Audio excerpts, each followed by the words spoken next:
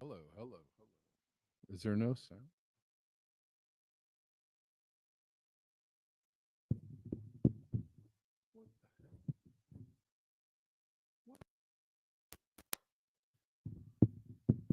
All right, there should be sound there. Hello, hello, hello. Okay. That's sorry. I guess the connection was bad. Sorry about that. Um, we're live on YouTube, Odyssey, and on Substack. I like to see people watching on Odyssey and Substack because I feel like I know I'll get a better sense of how many people are watching. But the thing that's hard is that nobody wants to watch on Odyssey or Substack. So I can't really get a gauge of how many people are watching. But YouTube doesn't necessarily tell me the truth. So I don't, I'm confused all the way around. So whatever. Anyways, good to see you guys. Thanks for being here. I don't know why my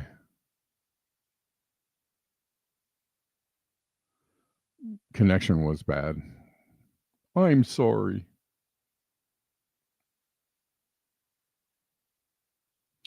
All right.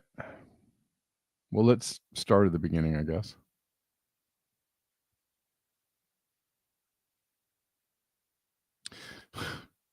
From 3i Atlas.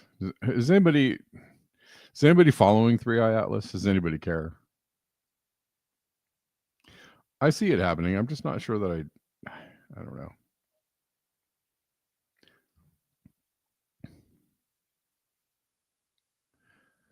I'm not sure that I don't, it's just another thing to make up stories about. So I don't know. Maybe it's an alien spacecraft. I just don't have the bandwidth these days. Like, I really want, something that's pertinent to what's happening to my life, something that has, cuts right through.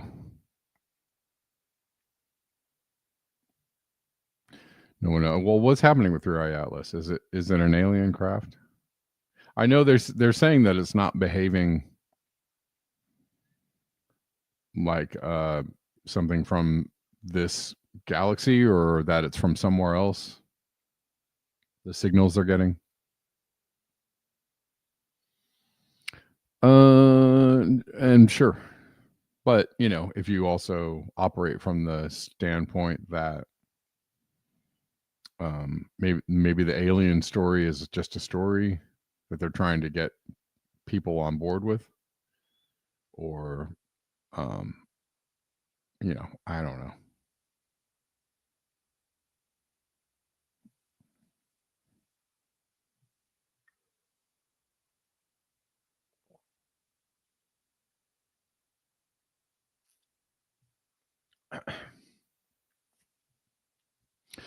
I mean, if it's aliens, I'll believe it when I see it. Otherwise, I don't have the time to look at every single news story. But it's interesting nonetheless. Meanwhile, the CPI came out this morning with nothing containing reality, right? Inflation rate hits 3% in September, lower than expected. I don't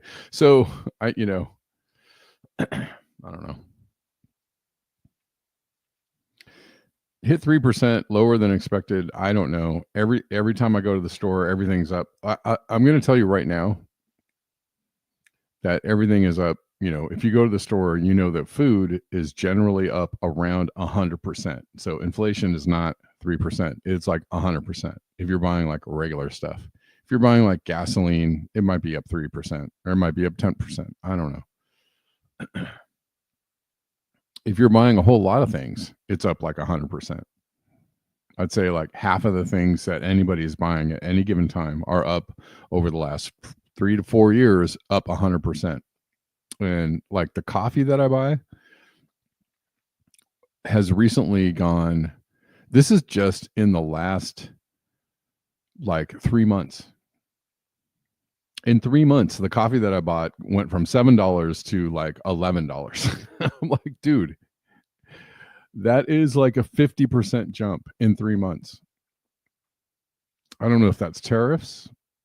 I don't know what that is. I don't know if it's just the general economy. I don't know. I don't know what's causing that. It's kind of scary. It's kind of wild. That's just coffee though. But, everything else is very expensive too. And don't get me going on trying to buy healthy food, right? Like that's even weirder, because if you're trying to find, buy something that's like organic, non-GMO or something, those prices go up even faster, which makes it kind of prohibitive.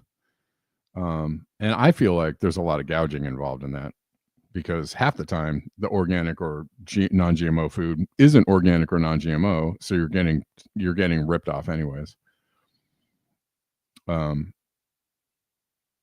And then I feel like they're just appealing to people on, right, like people with a little bit of money or extra money, or people that care about their health and will, go broke caring about their health.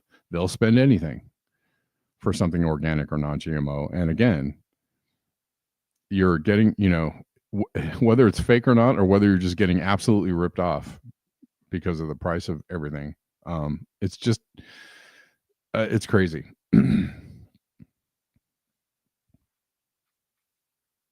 $18 to $20 for organic coffee here. Yeah.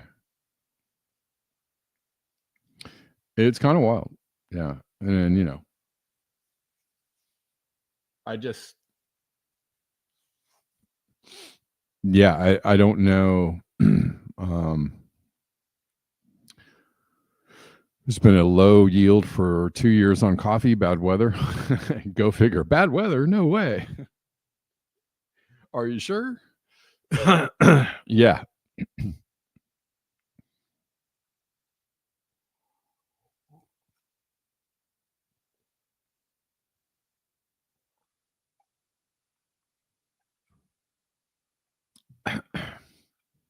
Anyways. So if you believe that inflation is only at 3%, good for you. If you have enough money that you don't really care what inflation's at, good for you.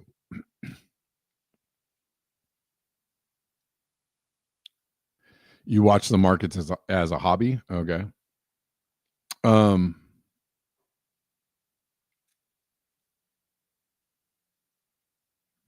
Well, I didn't know there was a 2-year low yield on coffee, but that makes sense. And then probably on a lot of on a lot of crops.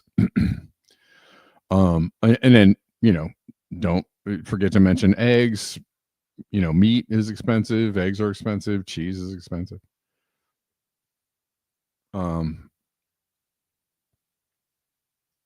Everything is more expensive. And yes, some of that is due to all of the insane extreme weather that we're getting, and just warming in general.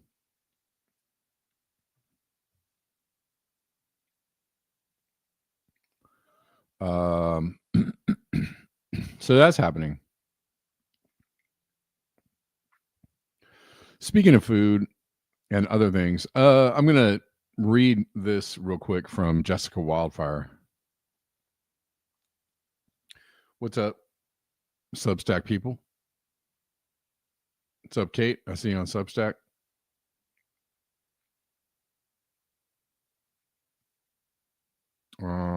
See a couple. I see Reflect the Sun on Odyssey. If you hide the data, it's not happening. Yep. That's true.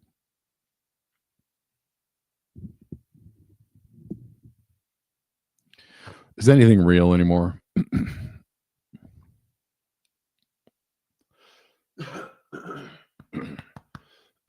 Excuse me. Sorry. My bad.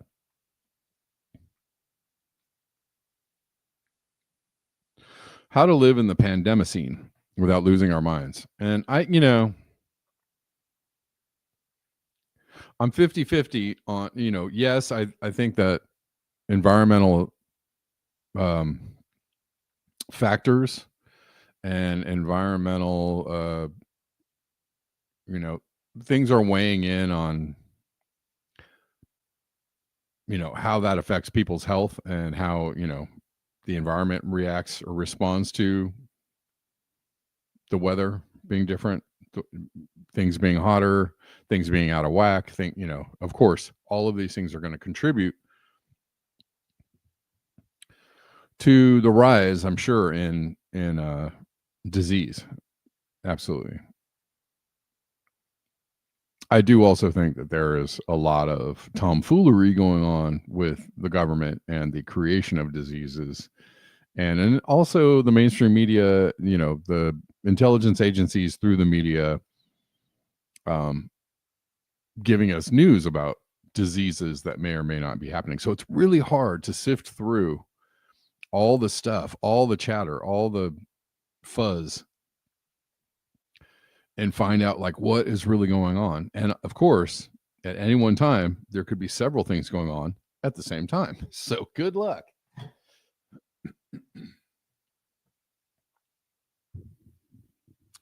We've all lost our minds. Yes, indeed. Um, Bird flu. It's in the news again. I've been following H5N1 and other diseases for several years now, and a certain pattern has emerged. Bottom line, we live in a different world than we did a few years ago. Now, diseases are making a comeback. If it's not one, it's another: flu, COVID, measles, mpox, tuberculosis, pneumonia. Health experts are almost always predicting another pandemic at some point in the near future, and mainstream news is always telling us the threat remains low. This year, early coverage of bird flu insisted that the virus would have zero impact on our lives. Really? I didn't really get that one. And now we hear that the US turkey flock has shrunk to its smallest size in 40 years. And a fall rebound in avian flu cases is adding fresh strain ahead of Thanksgiving. Well, of course it is. Are you surprised? I'm not. The climate crisis was always going to raise prices on meat, a resource intensive thing to produce, even without diseases in the mix. Of course, a turkey shortage doesn't mean much to those of us who live mainly on oats, beans, pasta, and dried veggies. Moving to a nearly vegan diet makes the most sense to anyone who's actually been paying attention for the last several years. Meat, eggs, dairy, for a person who's collapse aware, these products are only going to pose more and more problems as the years go on. Every now and then, someone tells me that they're not interested in public health. Give me 1 second, guys. Hold on.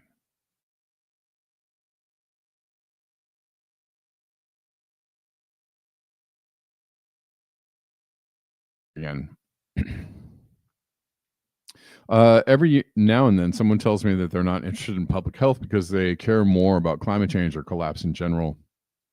Well, the collapse of public health is very much part of the climate crisis, and it's very much part of the more general collapse. In my view, we're far more likely to get mowed down by a disease before we face anything like a global famine. The science backs this up.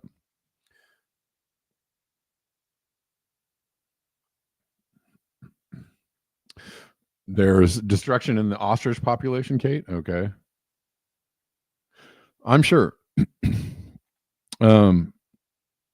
Just look around. We're still in the middle of the second longest government shutdown in modern history, and I've got bad news. MAGA Republicans want this. The Trump administration wants this. Ding, ding, ding. They're using the shutdown to conduct another round of government purges and also inject AI into everything. As I recently wrote, they've already axed core leadership at the CDC. Obviously, they're going to rehire some of these people, but not most of them. That's the point. Disease will shape the future. Whatever protest you go to, whatever genocides happen next, wherever you go, airborne threats will be waiting.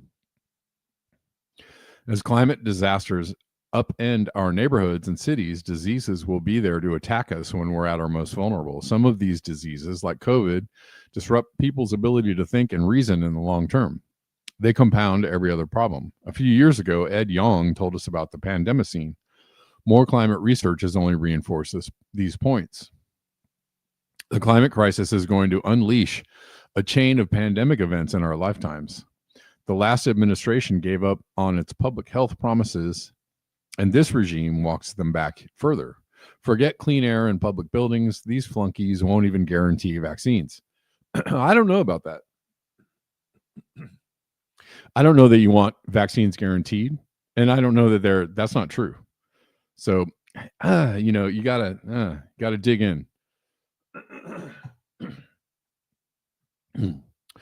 Sorry, I generally like Jessica Wildfire, but she's not. There's some parts that she's just not getting correct here. They are currently developing more mRNA vaccines. They are going full steam ahead with vaccines, even though they're giving lip service to vaccines might be bad for you, which they are. Vaccines aren't in full swing, and they're going to have, they're going to love to give you your vaccine if they decide to unleash another pandemic on people.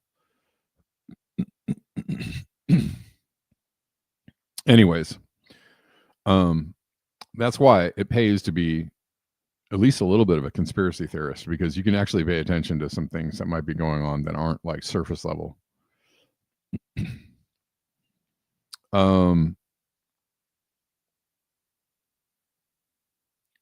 The media offers the worst coverage possible, either by design or just sheer incompetence. They're not on the ball. So how do we live going forward? We can't spend the rest of our lives getting whiplashed by shoddy coverage of every potential virus threat on our lives, and we can't rely on a dysfunctional government. This is true. In fact, you could even plausibly say that we don't have a government anymore. Here's what I do. Get an HOCI generator, make steam. Your own white blood cells generate hypochlorous acid, HOCI, to destroy pathogens. It's a vital part of your immune system. I've already written about it a few times. You can use HOCI to disinfect just about anything, including your food. But it's even more useful than that. For several years now, we've been pouring HOCI into a cool mist humidifier and using it as an additional layer of defense. We just follow the basic instructions to make it at 200 ppm within the safe range.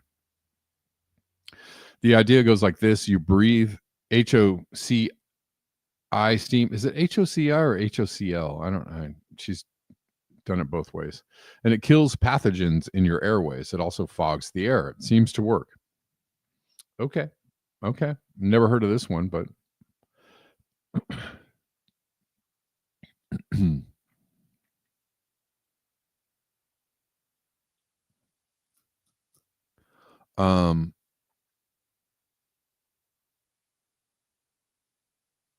my daughter got COVID over the summer. We didn't. I believe it's because we used HOCI steam for several hours a day and several hours at night. I believe it also helped clear her infection and lower the risk of long COVID. Well, it sounds like she's using her own treatments here. Just like a lot of other people sought their own brand of treatments for COVID to guard against COVID, right? They didn't go like, give me the vaccine. Give me the vaccine. And I don't want anything else. I don't want none of this hydrochloroquine. I don't want no ivermectin. I don't want vitamin, only crazy people take stuff like that. But I do put mist, HOCI mist into the air. It's just, let's choose your own conspiracy, right?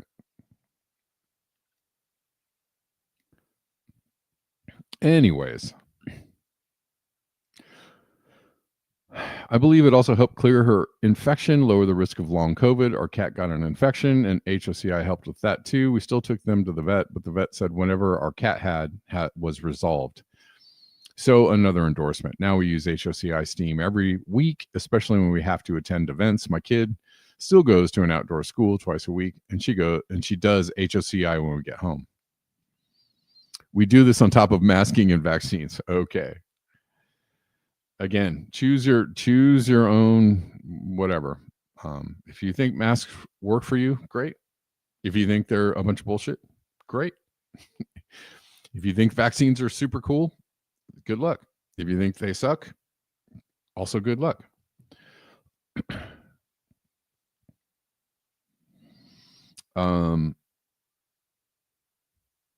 Look, people can accuse me of selling snake oil if they want to. I'm not selling anyone anything. I'm just telling everyone what we do. Again, so it's interesting because other things alternative things that people were doing instead of vaccines, right, during the pandemic. If they had certain names on them, people would go, "You're crazy," right? You're a lunatic for trying that. That doesn't do anything. Only crazy people. Just let people do what they need to do.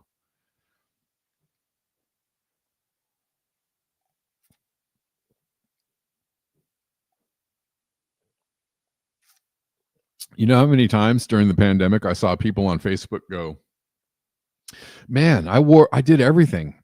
I scrubbed down my whole house with alcohol, and I wore masks. I wore 3 masks. I wore masks everywhere I went, even in my car, and I still got COVID. I was like, oh, effective, isn't it? So I don't know, man. You just have to do your best.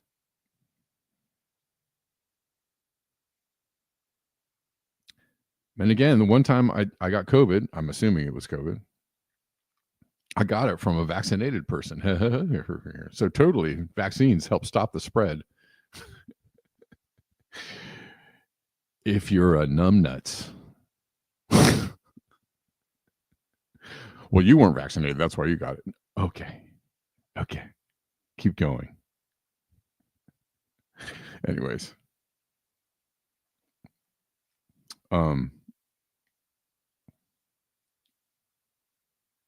Sorry, don't mean to be harsh, but vaccines certainly didn't stop the spread. You could say, well, they did for me, or they didn't for me, or they did, again, results may vary, and there's no, I got it from a vaccinated person. So clearly a vaccinated person got COVID. Then they gave me COVID, which is weird because I didn't have COVID at all the entire time during the pandemic. And then I hung out with a vaccinated person that got COVID, and they gave me COVID. I was like, hey, this is awesome. I should just not leave the house.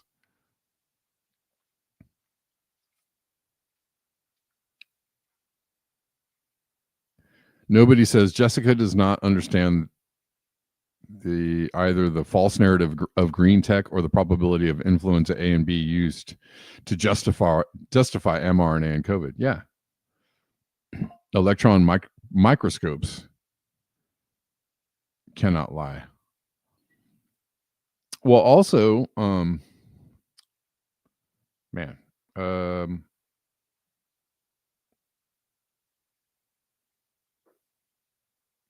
also, what was I going to say about that? Sorry, I got sidetracked.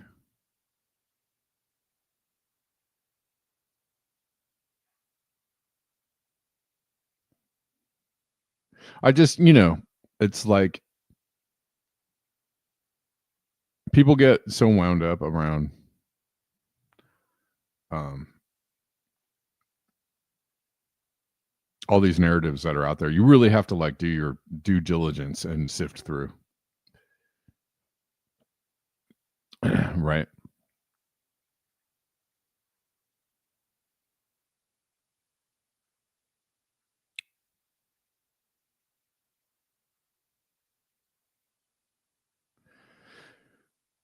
Let's keep going though. Or maybe we won't. I'm finding already too many problems with this article. Pay attention to your food. We'll just scroll through the rest of this because I want to talk about other things. Masks are orders of magnitude too large to stop viruses. Ding, ding, ding. Nobody. Thanks for playing and winning the bingo contest there.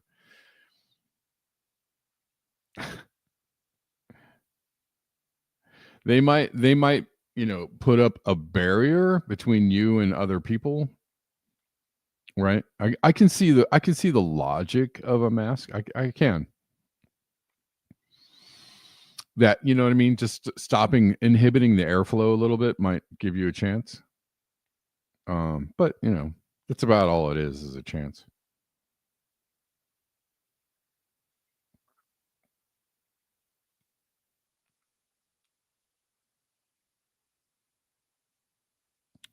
But everybody has their theory on what works and what doesn't work and what's going on. And I think, and I apologize if I get a little emotional about it too, but I think the thing to do is just let people do what they need to do. Right? Just let people do what they need to do and not be so you're killing people. That's how they got people during the pandemic, is they really ran that story of if you don't do what we say, you're killing your grandma. And that is just a horrible thing to do to people. That's not medical advice. Right? That's coercion. and it wasn't really based on science. So, you know what I mean? Like, people have their theories about, well, I would like to mask or I like to get my vaccine. That's fine. But if you're going to, you know, tell people that they're killing their parents or they're killing people around them by not doing what you do, you're kind of a jerk.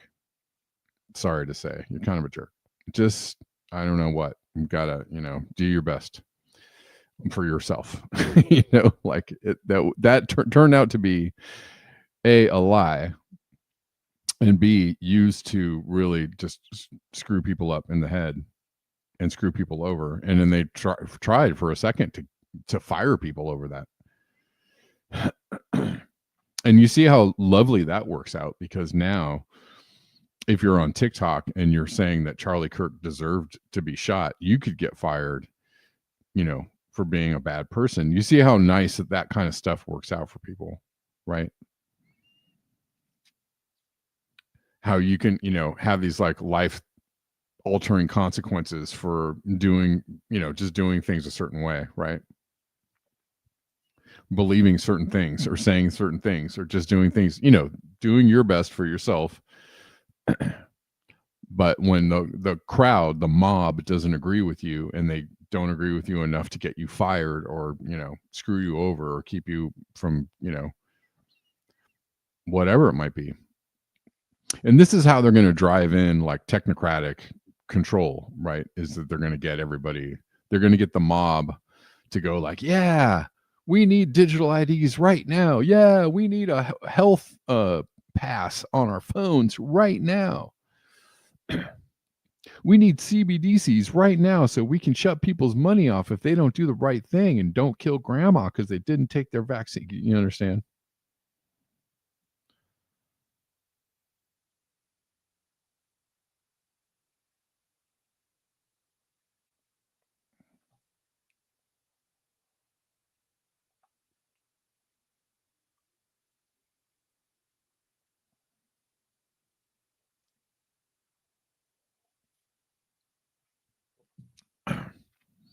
Why was taking ivermectin a mistake, Gregory? It people, it actually worked for people. There's a lot of controversy around ivermectin. There's been a lot of it. You know, there's a lot of confusion about like, but ivermectin actually, you know, against a lot of other drugs is a lot safer. I'd say it's probably safer than taking a vaccine, but that's just me. That's just me. I actually took ivermectin when I got COVID. I don't know. I guess it helped. I'm not sure that it helped, but I took it. Hydrochloroquine was actually proven to be quite effective. That was not a falsehood. That was actually, they tried to demonize those things in order to, like, because they were cheap, effective, over-the-counter drugs. They were trying to get people to take the vaccine and or what was the other thing that was made by Pfizer that was completely deadly and very expensive. Like when I got what was the name of it? Remdesivir. Listen, when I got ivermectin, I got a prescription for it. As I was getting it, they were like, you know what? The doctor suggests that maybe you get remdesivir instead of ivermectin. And it cost $300 for a treatment. I was like, no, I don't want remdesivir. I don't want that. I want ivermectin. Okay, ivermectin. Here you go, $30. So like they were trying to get everybody to take these super expensive, not very well tested, dangerous drugs. That's what they were doing. The vaccine was a not very well tested drug. Sorry. Even if it was free, it wasn't very well tested. And just from a basic science standpoint, you should not go like moving at the speed. You should not be like, sure, it was developed in 6 months. Thanks. Put it in my arm. That is not a smart thing to do. I'm sorry. And there's plenty of people out there that took it, and you know, I have friends and family members that took it, and I'm saying what I'm saying. If you think it was a smart thing to do, fine. I'm telling you that's not. No, that's a no. Can do, Bob. That's why I didn't take it. Anyways.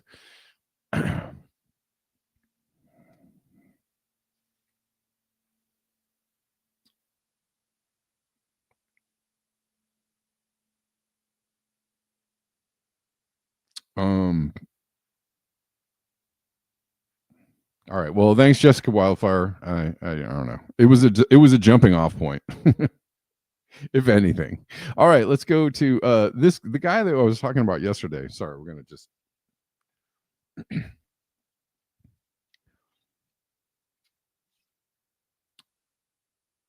hold on one second. I want to read this comment. Kate says, in 2002, my doctor gave me ivermectin for severe facial eczema because my doctor believes eczema is a fungal infection. My eczema cleared. Well, there you go. That's cool. That's good. Well, they were actually trying to demonize vitamin D. They were actually trying to not give people vitamin D or vitamins. They were saying, oh, if you're taking vitamins for COVID, you're stupid. Like, really? Vitamins? Vitamins. things that boost your immune system, you're telling people that don't do that. They were actually telling people don't do that. For the most part, looking back, and Trump totally took credit for giving everybody vaccines and making the vaccines and initiating Operation Warp Speed, which he did. Looking back, the overall picture is that they tried to demonize certain drugs in order to get people to take the drugs they wanted them to take, or to get people. They even wanted to demonize these drugs to let people get more sick and go to the hospital and end up on ventilators and die. This is fact. This is straight up fact. That the PCR tests don't work very well. I just read something the other day that said they were trying to insert a vaccine in the PCR test, and that they had the technology to do it. Do you know if you got a vaccine via PCR test? You wouldn't know if they decided not to tell you. And do you think they're gonna do the moral thing and tell you? Please believe them. Believe them. It was never about your health. That's right. Extra Bola.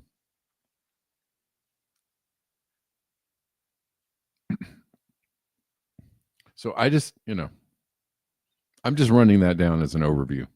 You can agree with me. It's okay. If you don't agree with me, it's okay. If you're like, Kevin, you're stupid and you're totally wrong, I don't agree with you, and you're just a bad person. Okay. It's fine. If you don't agree with me, it's fine.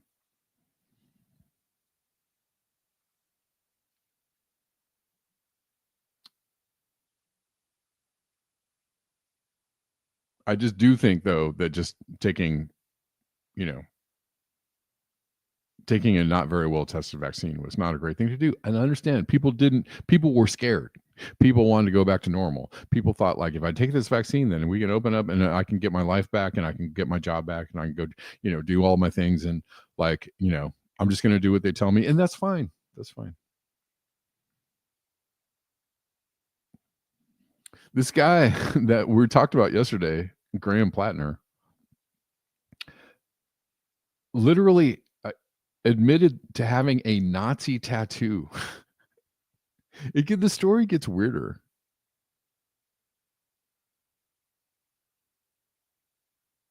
Look, I do stupid things all the time, so I'm not saying like I'm smarter. I didn't take it. Therefore I'm smart. No, like I just didn't take it. On that one, I called the right way. But like I do a lot of stupid things, and I do absolutely moronic stuff all the time. So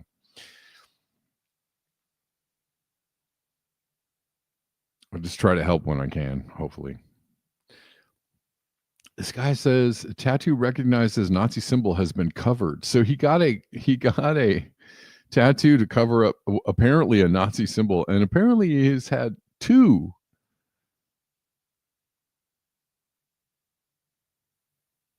Nazi tattoos.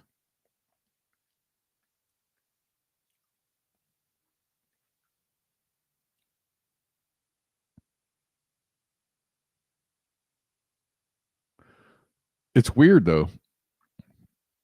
And then more on this guy. He's not, I don't know. I mean, he's leading the race and apparently he has a lot of support. Apparently. The Nazi tattoo, low-key communist Democrat candidate guy cosplaying as a working-class Maine oysterman. I don't know how that... He's communist, I guess. He's communist because he wants to tax the rich. I don't know. It's like, people, stop throwing these words around. If you don't know what they mean, stop it saying them. Cosplaying as a working-class Maine oysterman or whatever, went to boarding school that cost $75,000 a year is very funny. Apparently, he attended an elite boarding school in Connecticut that costs upwards of $75,000 a year. Its alumni include Supreme Court Justice Potter Stewart, former CIA Director Porter Goss, Clinton family crony Strobe Talbot, Mackenzie Scott Bezos, and veteran news anchor Chris Wallace. So it's interesting because this guy seems to come from a very weird place. And, you know, he's ex-military, had Nazi tattoos, went to a rich... Like, he seems like he might probably be plugged in to the club out there talking about oligarchy and stuff.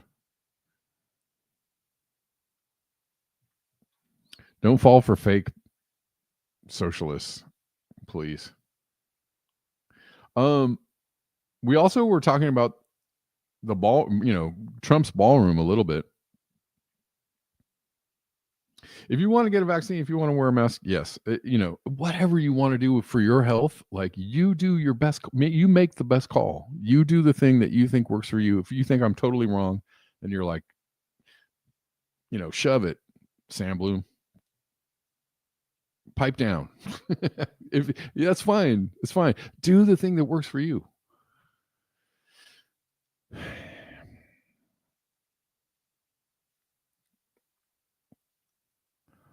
So I went down, I looked at it. I saw a couple things today that made me go like, hey, what's up?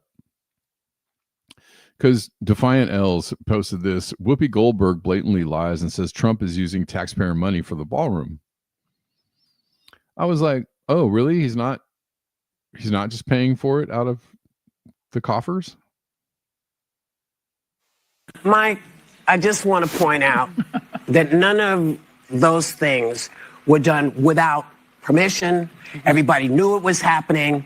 This, nobody knew when it was happening. Nobody knows how it's happening. You say that it's being paid for by other people, but you know it's always going to come down to the people. The people are always going to end up paying something. So I don't understand why you don't get that people are saying, wait a minute, nobody asked for, I don't remember asking for a ballroom. Right. And also to say that Obama put in a basketball court is like saying, oh, should we do bath fit? Mike, I just want to... I don't know where they were going with that. But I mean, she's, you know, fair point. Nobody asked for a ballroom for the White House. Like, I don't know. No, but here's the interesting thing about the White House is that I strolled by a post earlier today about the fact that Hitler had built a ballroom or something like a ballroom in Germany, and underneath the ballroom was a bunker. And I was like, oh, well, you know, that's interesting. Is there a bunker under the White House? There is a bunker under the ballroom. There's a bunker under the East Wing. This is where we're going with this. But first of all, it's actually worse, I think, than using taxpayer money to build a ballroom. It's being funded entirely by private donations.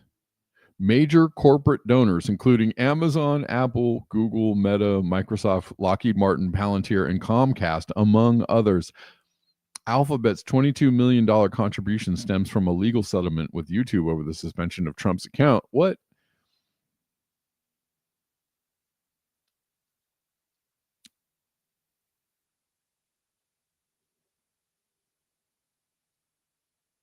I feel like that's worse. I feel like it's worse. Where are we?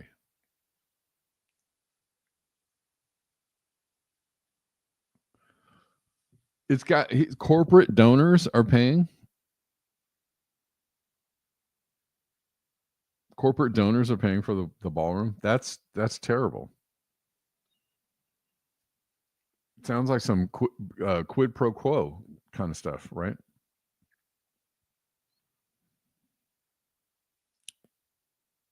Yay, corporations are building the White House ballroom, and then what? They have even more control over everything. Thanks for your donations, guys. What do you need? Can I pass any more corporate friendly legislation for you? We'll work on that next year. I got you. That's this is bad. This is bad news. This is not good. I would actually prefer if he was just, using taxpayer money, because at least it doesn't come with any strings attached. But I mean, he's already so deep in these people's anuses already, or they're deep in his anus. Well, I don't know, something. I got on to anuses.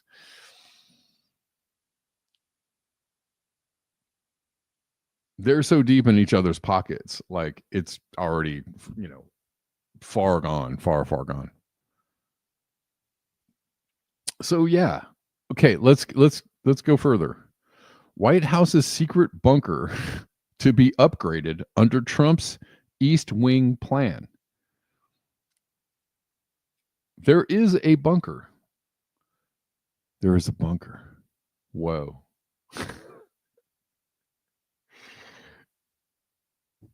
So it's not just, it's not just the ballroom, it's the bunker. The bunker is under the ballroom. The bunker. They need a bunker, apparently.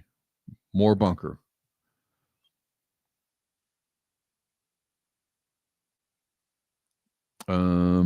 Let's see.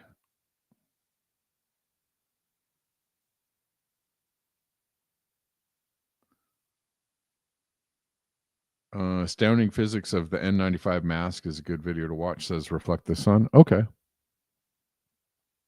The bunker under the White House's East Wing will be upgraded under President Donald Trump's renovation plans, CBS News reported on Wednesday, citing sources. The Presidential Emergency Operations Center is a bunker that serves as a secure shelter and communications center for the president and others in case of an emergency. Specific details about upgrades to the bunker have not been revealed yet. Meanwhile, President Trump on Wednesday said that the East Wing is being torn down in its entirety to make way for a huge $300 million ballroom. Is that all it's going to cost? He told reporters at an Oval, but SNAP benefits are running out. Federal workers are being laid off.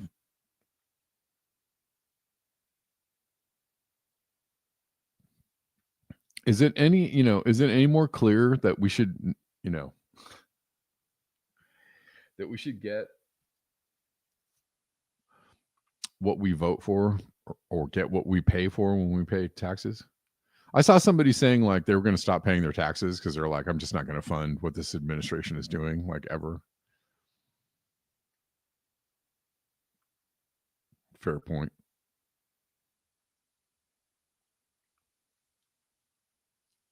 I like that one. CBS News. Yes.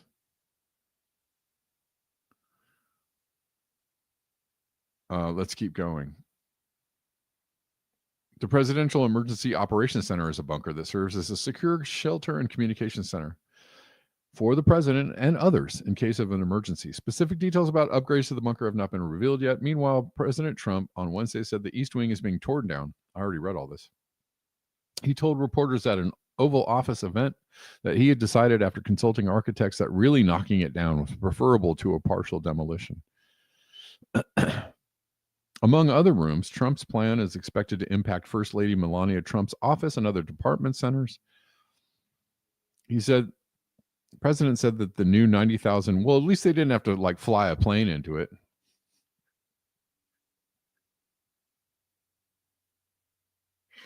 In order to have a reason to rebuild it. Sorry. It's a bad 9/11 joke. What a tragedy. They flew a plane into the White House. The terrorists did. It would have been perfect, except that it's been done already.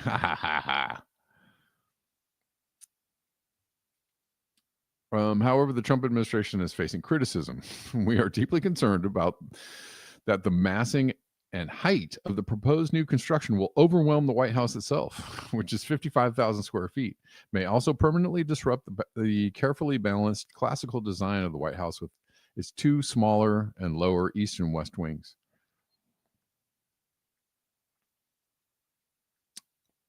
It's gotten really great reviews. I think I've been more transparent than anybody's ever. What?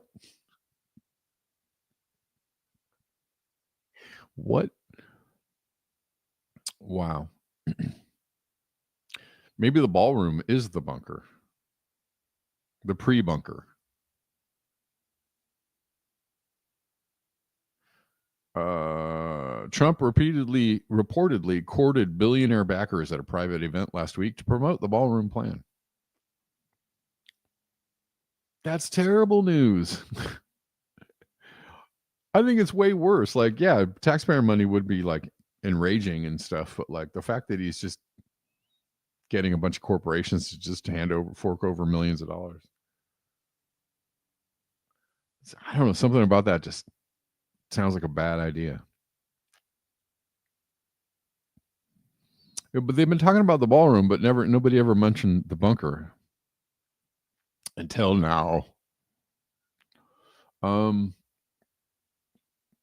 Guys, if you like the show, you want to support the show, you know how to do it. There are a bunch of links in the description box, whatever platform you're watching on.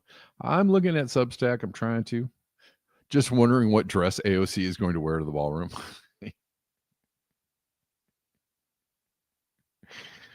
Oh, yeah.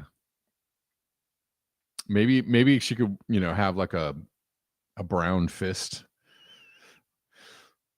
on the back of her dress or something, like the La Raza or something. I don't know. Maybe she can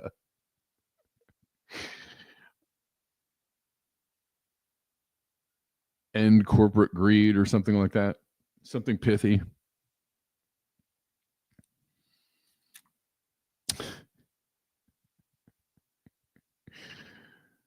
All right.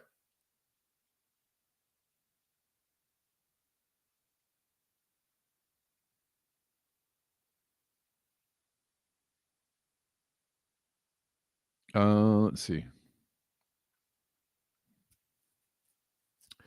Meanwhile, let's see. Apparently, Trump is finally going to be giving some money to Alaska, who got whacked by a typhoon.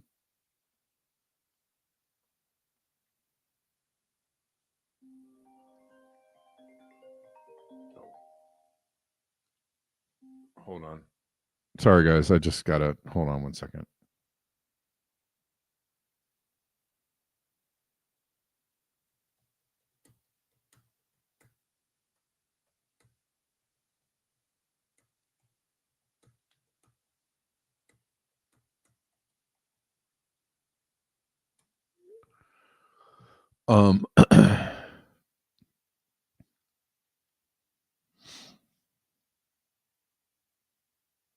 Alaska is 25 million and Argentina gets 40 billion.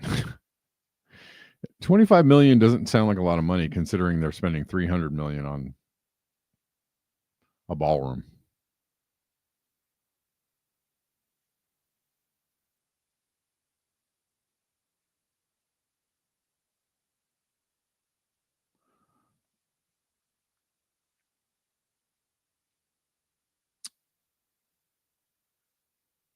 A general strike stopped the fascist coup in South Korea. A general strike is how the Italian people forced the right-wing prime minister to send a Navy ship to protect the flotilla. It's the only thing that will be effective against Trump. Well, yeah. When's it going to happen? A No Kings parade is not a general strike. The mayor of Chicago is calling for a general strike against the tyranny of Trump. That's cool. I mean, is it going to happen? An estimated 300,000 filled the streets for the No Kings March. That is not a general strike on a Saturday. You got to do it on like a Monday, a Tuesday, and make it last all week, and everybody has to be in the streets and shutting everything down. And yeah, exactly. Hashtag shut it down.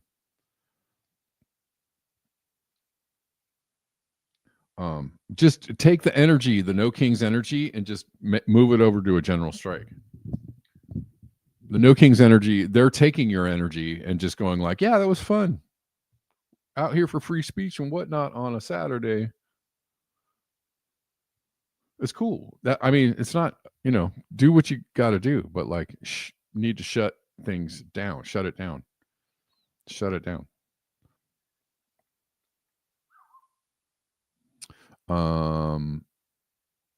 And we could do that. This is really scary too. I saw this one this morning. Trump's new defense plan quietly outlines a National Guard response force. National Guard response force. Speaking of shutting it down, trained in crowd control and civil unrest to be deployed across all 50 states by April 2026. What?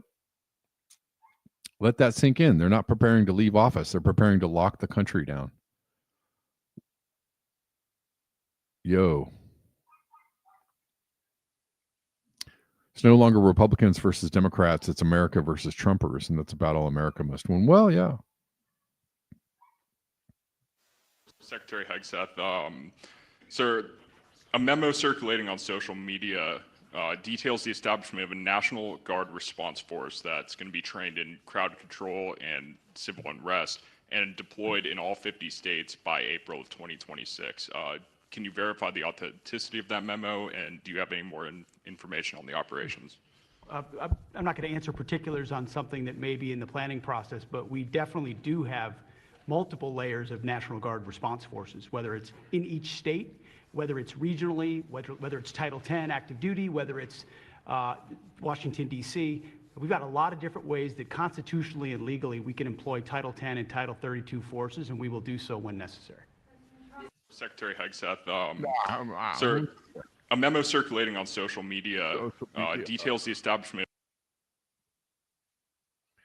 That's wild. This woman is talking about someone who got 5 years for filming ICE. That is crazy. For documenting ICE, we're allowed to film 5 years in prison. She's being held without bail for documenting ICE.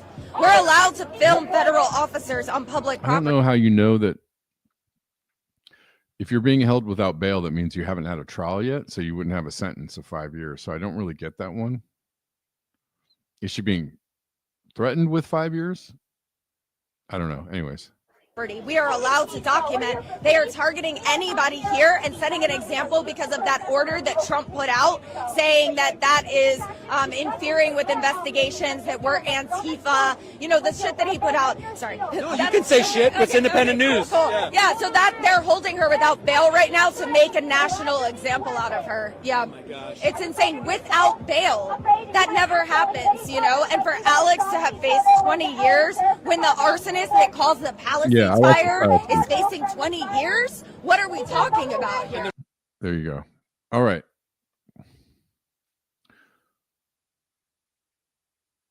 Can we sustain, who asked that? Can we sustain a work strike for years? That's a good question. And I was reading a little bit about that yesterday. Was it yesterday? Oh yeah, I was reading, about, mounting opposition to what's going on. And basically, opting out of everything, and we need some kind of like support. Yeah, I mean, I think it's sustainable if you can get the support. Can we sustain class war for years? I don't, the thing is that if you withdraw your support for what they're doing, if you cripple the economy, if you can do it to the extent that you can cripple the economy, right, then you're kind of, yes, you're going to be having a hard time keeping everything together in the middle of that. It's going to be very hard. Siege, it's going to be like a hard thing to do. But you are going to cripple their ability to keep going. And not only that, you're going to cripple the morale of the, Because remember that the we're not fighting robots yet. They're there. They're out there, but we're not fighting them yet. We're fighting like people in suits, body armor and stuff, but they're actually people in there. Salt Liquor says not hard at all.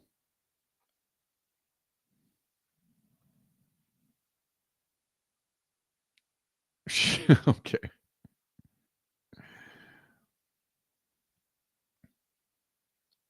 Hold on.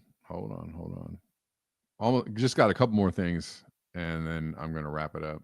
7 C's calling out the Thomas Massey crowd.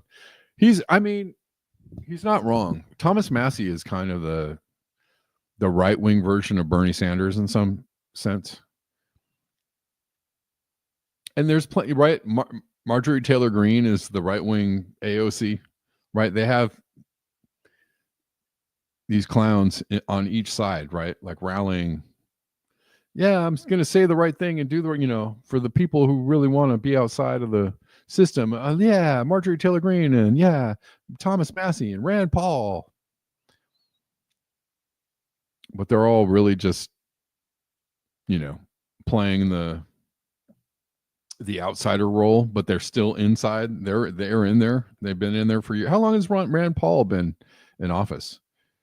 20 years now? A really long time. How much has actually changed? How long has Massey been in office? Quite a while. Massey still says people who are victims of U.S.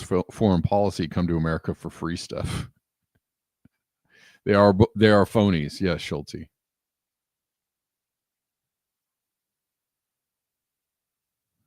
Yep. Yeah, and 7 C's calling bullshit on Thomas Massey. I think it's a fair call. I call bullshit on all of them. F Marjorie Taylor Greene, because I've seen her post some really like pretty offensively cringy, terrible stuff. Some pretty knuckle dragging right wing type stuff, right in the middle of like, yeah, we're no more wars and Israel's really a problem. Anyways, how about we jail all these immigrants? Just she's whatever. The ones who watched Ron Paul accomplish virtually nothing during his decades-long tenure are literally falling for it again with Massey. The same guy who funds Massey also funds Ron Paul's son. Who's that? I just said his name. To the tune of millions, they're paying for your copium and getting a huge return on investment. Elected officials don't give an F about you. Run that back.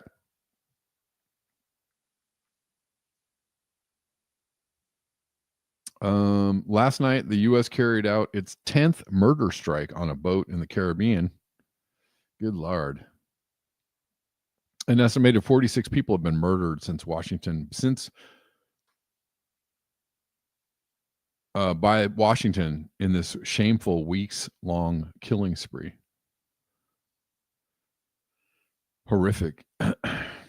Rand Paul, who we were just talking about, does make a good case against this. Again, he's saying the nice words. Does the needle ever move with him in office? No, it never does.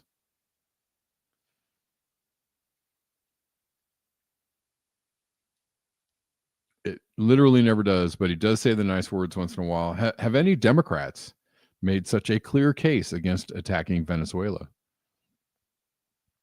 And he makes a good case against attacking Venezuela, against all the, Piers Morgan, Rand Paul, all these people are fake phonies.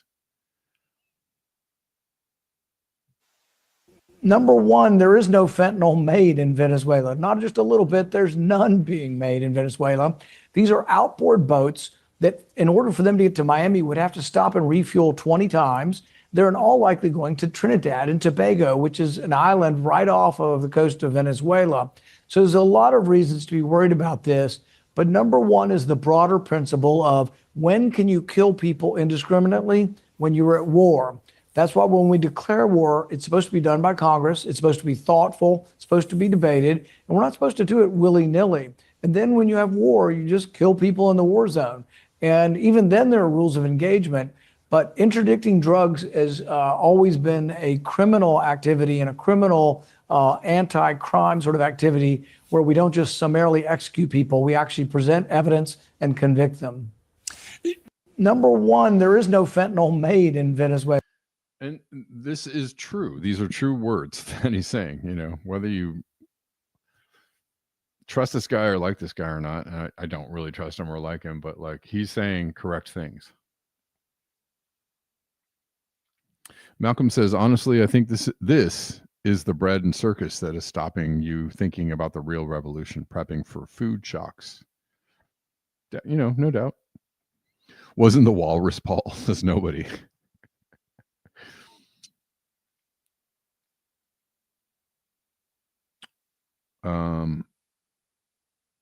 Salt lickers.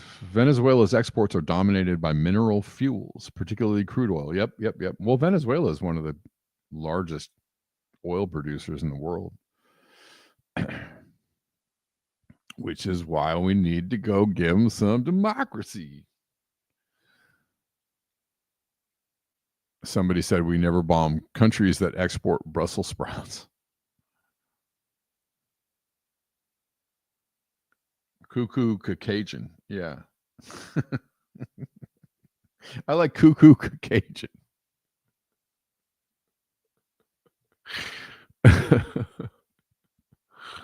All right. Okay. Thanks for watching, guys. I appreciate it. I'm going to wrap it up. So if I offended anybody, my apologies. I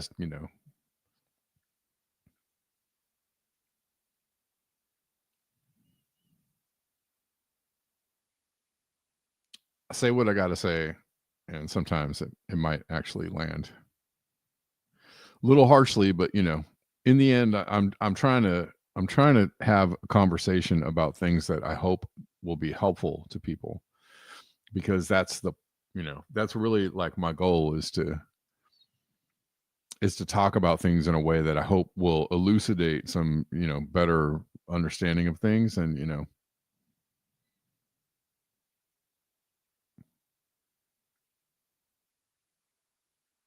that's the point.